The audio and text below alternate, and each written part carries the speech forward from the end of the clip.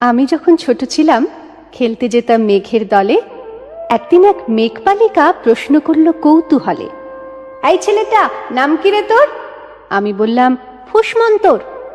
মেঘবালিকা রেগেই আগুন, মিথ্যে কথা, নাম কি অমন হয় কখনো? আমি বললাম নিশ্চয়ই হয়, আগে আমার গল্প শোনো। সে বলল শুনবো না, যা, সেই তো রানী, সেই তো রাজা, সেই তো একই ঢাল তলোয়ার, সেই তো একই রাজার কুমার পক্ষীরাজে, শুনবো না আর, ওসব বাজে। আমি বললাম তোমার জন্য নতুন করে লিখবো তবে। সে বলল সত্যি লিখবি? বেশ, তাহলে মস্ত করে লিখতে হবে, মনে থাকবে লিখেই কিন্তু আমায় দিবি। আমি বললাম তোমার জন্য লিখতে পারি এক পৃথিবী। লিখতে লিখতে লেখা যখন সবে মাত্র ২-৪ পাতা, হঠাৎ তখন ভূত চাপলো আমার মাথায়। খুঁজতে খুঁজতে চলে গেলাম ছোটবেলার মেঘের মাঠে। গিয়েই দেখি চেনামুখ তো একটিও নেই এ তল্লাটে। একজনকে মনে হলো ওরই মধ্যে অন্য রকম।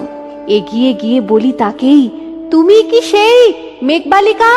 তুমি কি সেই? সে বলেছে মনে তো নেই, আমারও সব মনে তো নেই।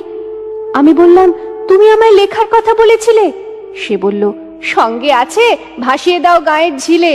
আর হ্যাঁ শোনো, এখন আমি মেঘ নই আর, সবাই এখন বৃষ্টি বলে ডাকে আমায়।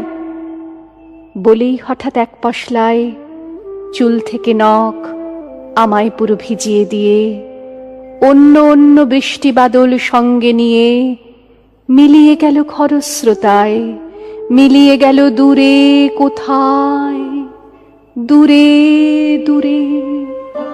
বৃষ্টি বলে ডাকে আমায়, বৃষ্টি বলে ডাকে আমায়।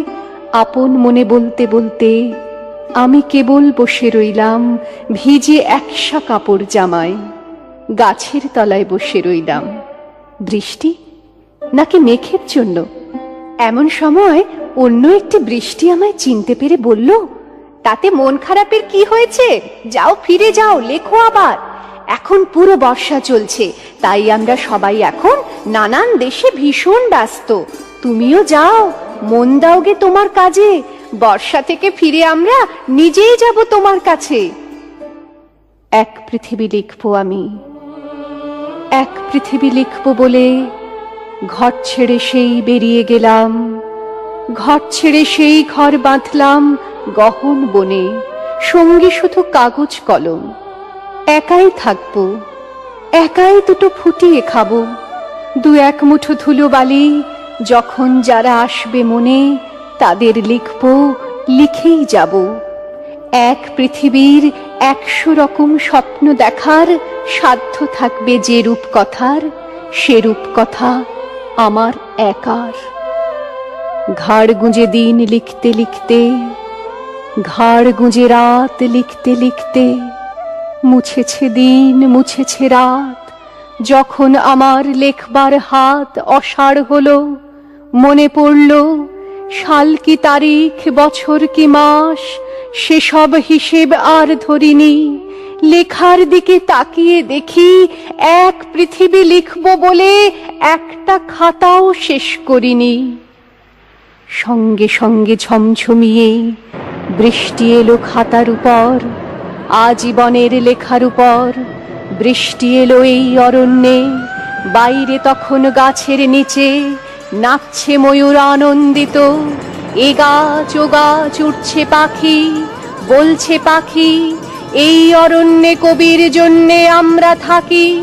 বলছে ওরা কবির জন্যে আমরা কোথাও, আমরা কোথাও, আমরা কোথাও হার মানিনি।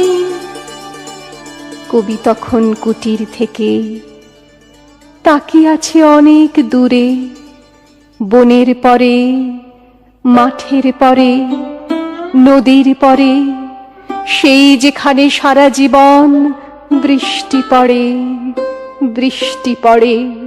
সেই যেখানে কেউ যায়নি, কেউ যায় না কোনোদিনই। আজ সে কবি দেখতে পাচ্ছে সেই দেশে সেই ঝর্ণা তলায় এদিক ওদিক ছুটে বেড়ায় সোনায় মোড়া মেঘ হরিণী, কিশোর বেলার সেই হরিণী।